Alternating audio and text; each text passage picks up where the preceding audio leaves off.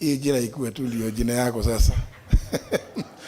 My good brother and friend Eugene Wamalwa, members of parliament here present, because I have seen a number here,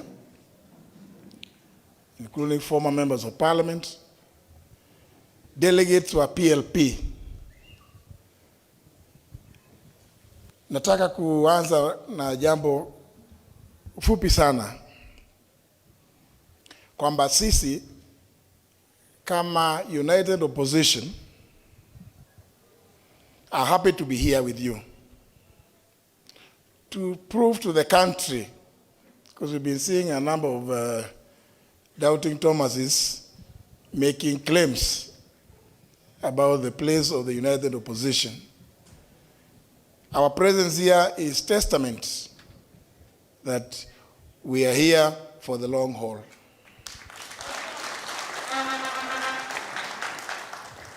Mukituona hivyo, we are here for the long haul to accomplish the one-term mission.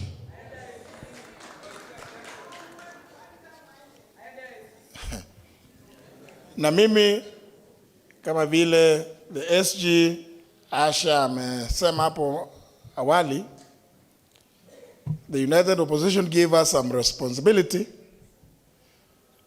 to address the issue of restorative justice to the many Kenyans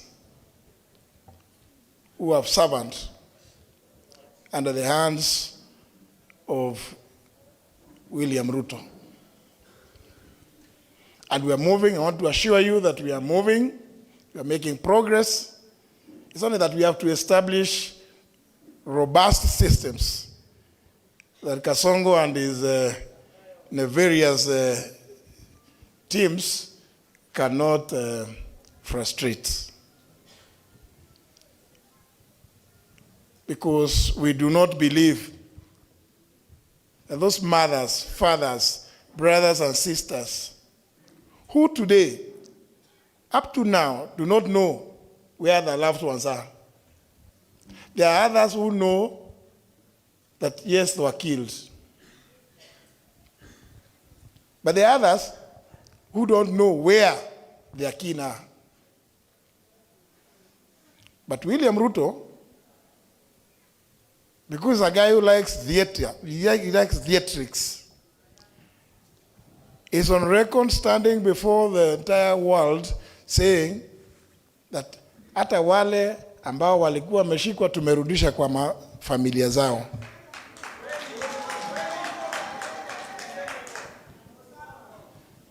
Tukamuuliza, kama umewarudisha unajua pahali walikuwa, kwa hivyo unajua ni nani alikuwa amewashika.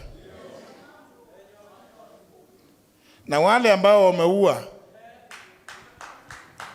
wewe unataka tu kwa sababu hii one term, I've always continued to add, Ruto, you must answer for these crimes. It cannot be business as usual. We must make it absolutely clear to anybody and every Kenyan, no matter what station of life you may be, no matter what office you hold, that you cannot take away human life and fail to account. You must be held accountable. Na ndio tumesema, na watu wanaona kama mzaha, and I like what my good sister mother said, we must restore the rule of law.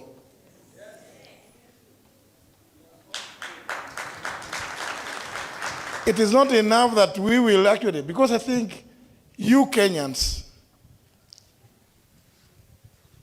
what I've heard Patrick Muturi, PK, we used to call him PK Muturi, Mheshimiwa, say, if you see any of us, akiteleza, huyo mjue ni nani? Msaliti. Can we resolve that at this kongamano la PLP? That mukiona mmoja wetu akiteleza, huyo atakuwa nani? Msaliti. We want to tell you, We are united, and we don't want to be told by William Ruto ati ajenda ni gani. And I like what my brother Rigiji says. Hakuna haja ati tukuambia ati iko hii ni manifesto. No. The first thing, one term. Second thing, one term. Third thing, one term. Yangu ya nne, ICC ama committee. And I say that without any fear of contradiction, because what William Ruto has done to this country has never been done by any other leader. This place, State House, is supposed to be a seat of power, isn't it? Now it has become a campaign headquarters for William Ruto and his blood-based something? Blood-based government. It has become, he talks about Sokohuru, but Sokohuru iko hapa, isn't it? It has become the campaign headquarters here. In fact, I don't know whether they ever go to the headquarters ya chama. Wale wanaenda huko ni ile kijana Hassan Omar na wengine. Yeye, the chief campaigner, ako hapa. Hii barabara sasa imekuwa kupitika saa zingine ni shinda. Kwa sababu mabasi za shule, watu kuja surely. You know, I sympathize with my good friends, the members of parliament who are here, because there's nothing they can do. Budget zile walipitisha, hakuna pahali imeandikwa empowerment. Na nimekuwa nikitema, na let me repeat it here. Thank you, Mother, for inviting us. Let me say it here. When William Ruto started this thing they are calling SHA, Isoma bills, and I have a witness here in none other than Rigiji, tukiwa mkutano wa cabinet Kakamega. Wakati niletewa hizo mabill nikauliza mimi how do you allow me out there? AG weka sahihi ati tupitishe kabisa hiki kitu gani? Nikasema pana, it's not possible. It's never done that way. But you know, when you refuse to do something with the Ruto, and it's for good reason, you become incompetent in the eyes of William Ruto.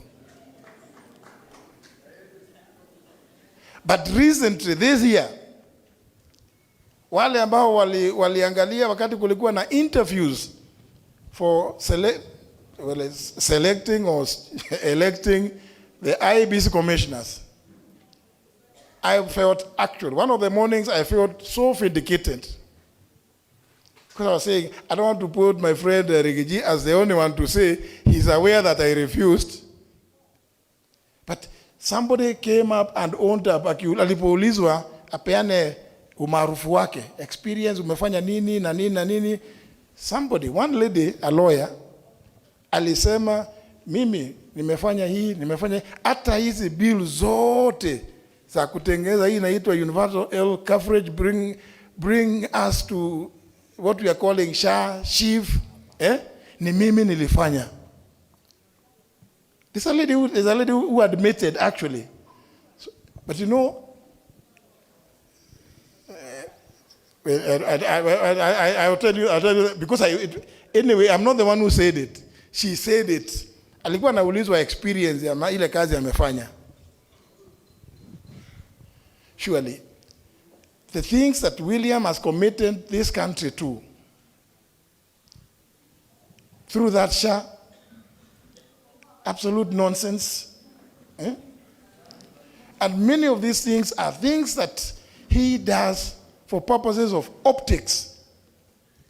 Hata hiyo siku hiyo alisema, no, JB unajua iko hii, tuliambia watu tutafanya hivi na nataka kwenda iko na mikutano huko Kamega, lazima niambie watu, tunaanza universal health coverage.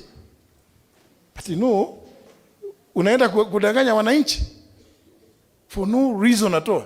Nimesikia kijana mmoja amesema ni wa kutoka ni 49th girl child ya Wanga.